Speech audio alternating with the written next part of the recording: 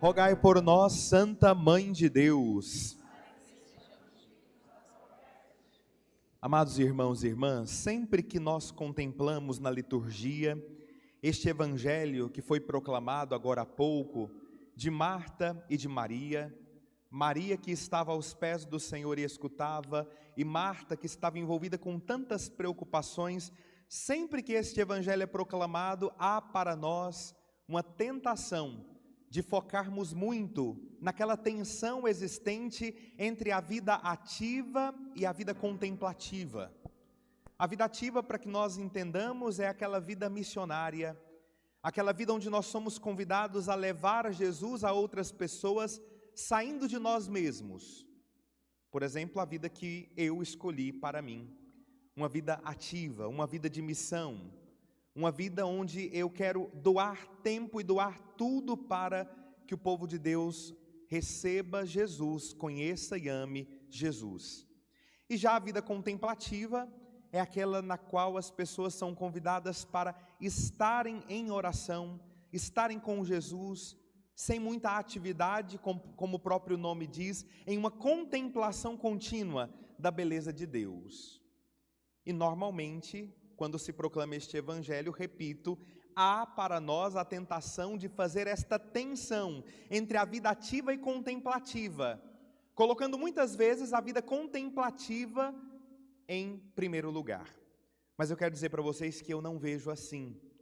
Eu, ao olhar o evangelho de hoje, quero colocar o nosso foco não nesta tensão, mas na busca por escutar Jesus, nosso Senhor. Portanto, se você é de vida ativa, você pode amar, escutar Jesus e está tudo certo. Se você é de vida contemplativa, você igualmente pode buscar, escutar, amar a Jesus e igualmente está tudo bem para a sua alma. O que não pode acontecer é que algum de nós, tanto tendo escolhido vida ativa ou vida contemplativa no nosso caminho que leva aos céus, o errado seria que algum de nós não buscássemos amar, escutar e servir Jesus com toda a intensidade do nosso coração. Portanto, o foco aqui é escutar Jesus. O foco aqui é amar Jesus. Não importa a atividade que você exerça. Padre, eu não me tornei sacerdote, eu não me tornei religiosa. Tem algum prejuízo para a minha alma? É claro que não. Porque o Senhor te chamou para uma outra vocação. O que importa é que nesta vocação para a qual o Senhor te chamou, você pare para escutar Jesus. Você pare para obedecer Jesus. Não aconteça que algum de nós venhamos a escutar aquelas mesmas palavras do Senhor: Marta, Marta, e aqui o Senhor, claro, dizendo o seu nome, tu te preocupas com muitas coisas, enquanto na verdade uma só coisa é necessária. Só é necessário amar Jesus. É claro que a vida nos impõe tantas preocupações, e nós que somos homens e mulheres de responsabilidade, nós nos preocupamos mesmo com coisas que são necessárias. Mas essas coisas, meus irmãos, não devem perturbar a nossa alma. Porque uma só coisa é necessária. O necessário é amar Jesus, o necessário é buscar Jesus, o necessário é se entregar a Jesus em todo instante de nossa vida e de nossa existência. Eu cito para vocês o exemplo de Santa Teresa d'Ávila. Ela era chamada a uma vida de maior contemplação, estar com Deus em maior tempo, entregar a vida de uma maneira mais absoluta para o Senhor. Mas acontece que Teresa d'Ávila, ela amava Jesus, mas amava também o parlatório. O que era o parlatório? Era aquele lugar onde as religiosas podiam, através ali das grades, conversar com as pessoas que estavam no mundo. As pessoas vinham até o convento e ali, daquele lugar chamado parlatório, as pessoas podiam conversar com as religiosas. Até que um dia, Santa Teresa d'Ávila recebeu de Jesus um puxão de orelha. Jesus mostrou para ela o lugar que pertenceria a ela no inferno, caso ela não deixasse de amar tanto o parlatório para amar de fato Jesus como ele deveria ser amado. O problema, irmãos, é não amar Jesus. O problema não é estar na contemplação ou na atividade. O problema é não se lembrar de Jesus. Eu te pergunto hoje, neste dia de hoje, quantas vezes você elevou o pensamento a Deus, nosso Senhor? Por quanto tempo você esteve na presença de Deus? Quantas jaculatórias você hoje, no dia de hoje, elevou a Deus como forma de gratidão por mais este dia que Ele te concedeu? A partir da análise do dia de hoje, você pode perceber se o seu coração está perto de Jesus, na escuta de Jesus, ou se o seu coração ainda está distante de Jesus, fora da escuta devida, a qual todos nós somos chamados. Nós devemos estar com Jesus todos os instantes, e isso é para todos nós. Eu me lembro daquela bonita oração dos exicastas. Exicastas foram homens que viveram no século 13, 14, por volta disso, e que tinham um único objetivo de vida: gastar todo o tempo que tivessem na oração, viver só para Deus, integralmente para o Senhor. E eles elaboraram um método de oração que ficou conhecido como oração de Jesus, ou também oração do coração. Eu quero ensinar para vocês como é que se faz a oração do coração, para que nós, ainda que estejamos nas nossas atividades, não estejamos longe de Jesus. Como é que eles faziam? O dia inteiro eles usavam a própria respiração para rezar. Quando eles puxavam a respiração, eles rezavam dizendo: Jesus, filho de Davi. E ao soltar o ar, rezavam dizendo: tende piedade de mim, que sou pecadora. Como eles não paravam de respirar, não é possível parar de respirar, eles não paravam também de rezar. Rezavam o dia inteiro. E como eles já estavam tão acostumados com aquela oração, por fim eles reduziam aquela oração tão grande: Jesus, filho de Davi, tende piedade de mim, que sou pecador. Reduziam simplesmente para a palavra Jesus. E então, durante todo o dia, enquanto viviam, enquanto respiravam, eles diziam muitas vezes: Jesus, Jesus, Jesus, Jesus, Jesus, Jesus, Jesus, e não paravam de repetir o nome de Jesus. Eles estavam com Jesus o tempo inteiro. Não tinha um momento sequer que não estavam com Jesus. Padre, lá no meu escritório eu posso estar com Jesus? Eu te convido, faça a oração do coração, faça a oração de Jesus, clame o nome de Jesus em todo instante. Padre, mas o meu serviço é capinar lote, eu posso estar com Jesus enquanto capino lote? Eu te convido, faça a oração de Jesus, talvez que cada enxadada no lote seja: Jesus, eu te amo, Jesus, eu te amo.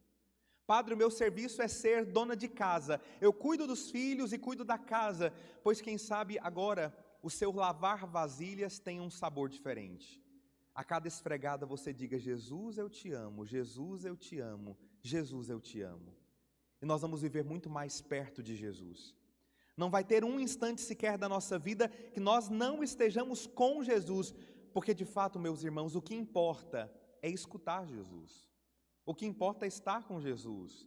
Maria havia escolhido a melhor parte. A melhor parte é estar na escuta atenta daquilo que o Senhor quer de nós. E por falar em escuta atenta do que o Senhor quer de nós, hoje nós paramos para celebrar o 3º ano da minha decisão de entrega de vida a Jesus, que é fruto também de uma escuta atenta àquilo que o Senhor dizia no meu coração. Eu não posso deixar hoje de citar ao menos uma frase de São João Maria Vianney, que é o grande patrono dos sacerdotes. E São João Maria Vianney nos diz que o sacerdote é o amor do coração de Jesus. Quando virdes um padre, pensai em nosso Senhor Jesus Cristo. É o que nos diz São João Maria Vianney. E de fato hoje, quando eu também me vejo, quando eu também posso fazer memória de tudo aquilo que Deus fez na minha vida, no dia de hoje eu posso dizer para vocês que me preenchi o tempo de muitas e belíssimas recordações. Há 3 anos atrás, nesta mesma hora, eu estava celebrando, com essa mesma casula inclusive, estava celebrando a minha primeira missa. Quanta recordação boa! Infelizmente nós ainda não nos conhecíamos, a maioria de nós não tivemos oportunidade de partilhar esse belíssimo momento da minha vida, mas hoje eu louvo a Deus porque vocês estão aqui nesse meu 3º aniversário de ordenação. Mas há 3 anos atrás, igualmente, eu estava rodeado de pessoas amigas, estava rodeado da minha família, estava rodeado de pessoas que me queriam muito bem, e eu tinha a alegria de celebrar pela primeira vez a Santa Missa, rodeado de tantas pessoas boas e que marcam a minha história, marcam a minha vida. Naquele mesmo dia, 3 anos atrás, pela manhã, por volta das 10 horas da manhã, eu estava recebendo na minha alma o selo indelével da ordenação sacerdotal. E logo após aquela missa de ordenação, ainda antes de sair da catedral, uma pessoa me disse: padre, o senhor pode me ouvir a confissão? E pela primeira vez na vida, naquele 10 de outubro de 2020, eu absolvi alguém de seus pecados em nome de Jesus. Para mim é inexplicável o sentimento de emoção que rodeia todos esses acontecimentos. Ordenação, primeira confissão, primeira missa e tantas pessoas queridas ao meu redor. E hoje o meu coração se enche de tantas lembranças e boas recordações dos momentos, mas também da missão que naquele dia eu assumia. Qual é a missão que o sacerdote assume no dia da sua ordenação? A missão de ser ponte entre o céu e a terra. O sacerdote é aquele que tem a missão de levar Deus ao povo e de levar o povo a Deus. O padre que não cumpre bem esta missão peca diante de Deus, porque a missão mais sublime do sacerdote é de fato ser ponte. E eu estou convicto, irmãos, meditava nisso hoje mais cedo, de que não é a pregação que arrasta os corações a Deus. Até porque muitas pessoas escutam a pregação e infelizmente permitem que as palavras entrem por um ouvido e saiam por outro, e não permitem que essa palavra adentre o coração e modifique a vida. Sim, eu estou convencido de que não é a pregação que arrasta os corações para Deus. Na minha vida sacerdotal, o que arrasta os corações para Deus é o tempo que eu gasto de joelhos em adoração na presença do Senhor, pedindo por esse povo que a mim foi confiado. É isso que leva os corações a Deus. Eu não posso deixar de me lembrar uma vez mais de São João Maria Vianney. Como foi que São Cura d'Ars converteu aquela pequena localidade para a qual ele tinha sido enviado? Não foi pregando, foi rezando. Rezando muito por aqueles que lhe tinham sido confiado. Eu posso dizer para vocês, nesses 3 anos, muito rezei. Graças a Deus, celebrei missa todos os dias do meu tempo sacerdotal. A maioria dos dias, 2 missas. Como hoje, pela manhã, celebrei às 7 horas da manhã na catedral, ladeado de amigos sacerdotes que foram comigo celebrar esta data especial, e agora celebro aqui com vocês também esse momento especial. Tenho buscado rezar todos os dias a liturgia das horas fielmente, como no dia da minha ordenação prometi. Tenho buscado rezar o terço fervorosamente todos os dias. Tenho feito adoração ao Santíssimo Sacramento todos os dias da minha vida sacerdotal. Mas eu quero me comprometer nesse meu 3º aniversário de ordenação, de ser ainda mais fiel ao Senhor, de rezar mais, de estar talvez um pouco mais de tempo de joelhos na presença do Santíssimo Sacramento a cada dia, porque de fato hoje o meu coração está convencido de que é isso verdadeiramente que converte as almas, é isso que salva o povo de Deus. Quando li a história de Padre Pio, eu percebi que uma coisa era extraordinária. Para começar, era extraordinário o tempo que ele gastava para celebrar as missas. Vocês sabem, não é? Padre Pio não tinha missas breves. Era mais ou menos 3 ou 4 horas cada missa. Eu estou quase chegando lá, gente. Estou quase chegando. Ele tinha 3 ou 4 horas de tempo para celebrar cada missa. Mas nos perguntamos por que São Padre Pio demorava tanto para celebrar cada missa. Primeiro porque quando ele consagrava, ele entrava em êxtase. Era um privilégio muito especial que Deus lhe concedia. Mas tem um segundo fator que fazia com que as missas de Padre Pio fossem muito demoradas. Na oração eucarística existem 2 mementos. O memento dos vivos, onde nós rezamos por aqueles que circundam o altar, onde nós rezamos pelas pessoas que nos pedem orações, onde nós apresentamos a Deus as pessoas que nos são queridas. E existe depois o memento dos mortos, onde nós rezamos por aqueles que partiram deste mundo. Acontece que nesse primeiro memento, no memento dos vivos, São Padre Pio dedicava grande tempo rezando a Deus por todos aqueles que lhe haviam pedido orações. Uma das coisas mais bonitas que eu acho na minha vida sacerdotal é quando alguém se achega de mim, me pedindo que eu reze por alguma intenção, me pedindo que eu reze por alguma causa, sobretudo as causas mais pessoais, sobretudo as causas mais difíceis. E eu tenho de fato, digo para vocês, gastado tempo rezando por estas intenções que muitos de vocês, inclusive, já colocaram na minha presença para que por elas eu pudesse interceder. E Padre Pio fazia exatamente isso. No momento dos vivos, ele parava um instante e ali naquela hora ele rezava por todas as pessoas que lhe tinham pedido orações.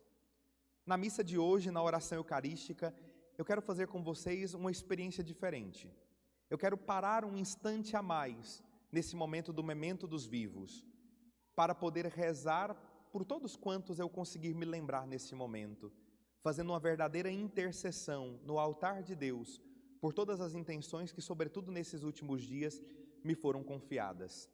É claro, eu não vou ficar 1 hora como ficava Padre Pio neste momento, mas talvez aquele 1 ou 2 minutos que eu ficar ali parado, rezando por estas intenções, eu quero te convidar a se unir a mim também em oração.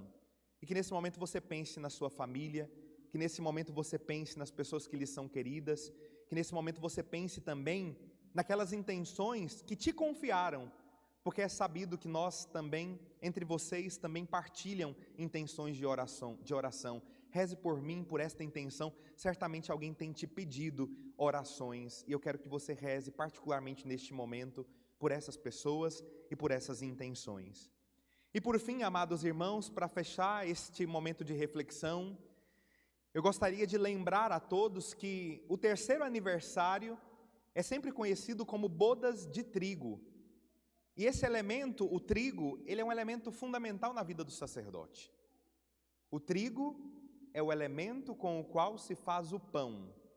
Pão que o sacerdote toma em suas mãos em cada missa, e através das palavras da consagração, através do poder sacerdotal conferido no dia da sagrada ordenação, o sacerdote transforma aquele simples pão no sacratíssimo corpo, na sacratíssima carne de nosso Senhor Jesus Cristo.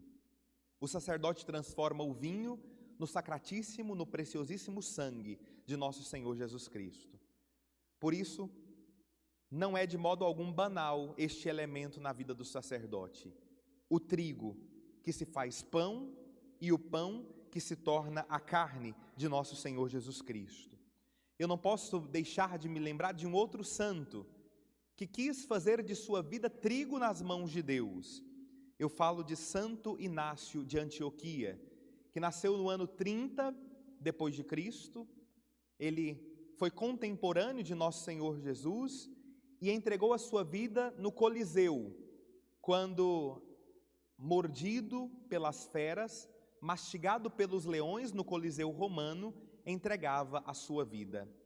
Só que é curioso porque no caminho entre Antioquia e Roma, Inácio ia elevando a Deus uma oração de entrega.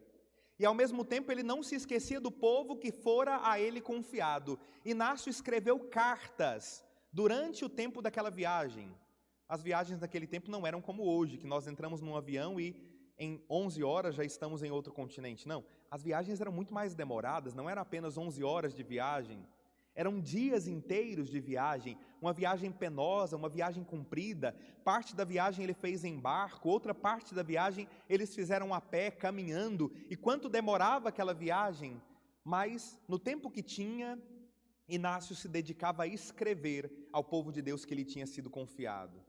Eu quero ler com vocês um trecho daquilo que Inácio escrevia durante aquele tempo de viagem. Ele disse ao seu povo: eu suplico a vocês, não mostrem comigo uma caridade inoportuna. E por que ele fala de caridade inoportuna? Porque o povo pensava que livrá-lo da boca dos leões seria a maior forma de caridade. O povo rezava a Deus para que Inácio não fosse atirado no Coliseu e não morresse pela boca dos leões, pela boca das feras. E é por isso que ele pede com todo fervor: não mostrem comigo uma caridade inoportuna. Ele continua pedindo: permitam-me ser pasto das feras, pelas quais me será possível alcançar a Deus. Se tinha uma coisa que Inácio queria, era ser comido pelos leões, era ter a sua carne triturada pelas feras no Coliseu Romano. E ele continua dizendo: antes, excitem os leões, para que se convertam em meu sepulcro, assim serei um verdadeiro discípulo de Cristo. E aqui o elemento mais bonito, pelo qual eu menciono com vocês este escrito de Santo Inácio. Ele diz: sou trigo de Deus, sou trigo de Deus. Quero ser triturado e moído pelos dentes das feras, a fim de me converter em pão puro de Cristo. Eu acredito que a vida de cada sacerdote deve ser também isso, o desejo de ser trigo de Deus. Algumas vezes nesse meu tempo sacerdotal, digo isso não em forma de murmuração, mas até em forma de louvor e agradecimento a Deus. Eu tive a oportunidade também de ser trigo de Deus, sendo moído na boca maldosa de muitas pessoas. E vocês sabem muito bem do que o padre está dizendo. Inclusive aqui, nesta paróquia, por algumas vezes, ou muitas, tive a graça de ser trigo de Deus, sendo moído por feras que não são leões, mas que são pessoas que ainda não amam Jesus e não reconhecem a dignidade sacerdotal, e por isso falam mal do sacerdote. Mas o mesmo pedido que Inácio fazia àquele povo, eu hoje, no meu aniversário de ordenação, faço a cada um de vocês. Não rezem a Deus para que cesse isso.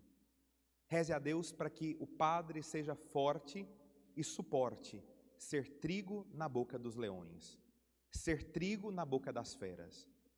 Não rezo a Deus hoje que parem de recriminar, de condenar ou de falar mal do sacerdote. Não rezo a Deus por isso. Eu rezo hoje para que Deus me dê a fortaleza para suportar de pé todos esses ataques quando eles vierem. É apenas o meu 3º ano de sacerdócio. Eu preciso estar preparado porque ataques virão e virão muitas vezes. E eu quero também ser trigo na boca dos leões, como Inácio de Antioquia queria. E eu tenho a consciência de uma coisa: essas feras que trituram os sacerdotes por suas línguas malvadas, elas não são capazes de destruir os sacerdotes, mas pelo contrário, elas levam o sacerdote ainda mais perto de Cristo. Como Inácio de Antioquia dizia, só dessa forma será possível alcançar a Deus, só aceitando com determinação e humildade todas as provações que a vida ministerial me propuser, é que será possível também para mim alcançar a Deus nosso Senhor. Por isso, na consciência de que nada me destrói, ainda que me matem o corpo, eu afirmo para vocês: quero seguir fiel por toda a minha vida, quero seguir carregando a cruz por todos os dias da minha existência, quero seguir sendo triturado pela boca dos leões ferozes todos os dias da minha vida, porque eu sou firmado na força da palavra de Deus que me diz: aquele que perseverar até o fim será salvo. Louvado seja nosso Senhor Jesus Cristo.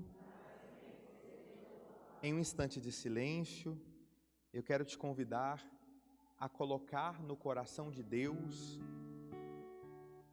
toda a sua vida, também as suas dificuldades, também as suas provações.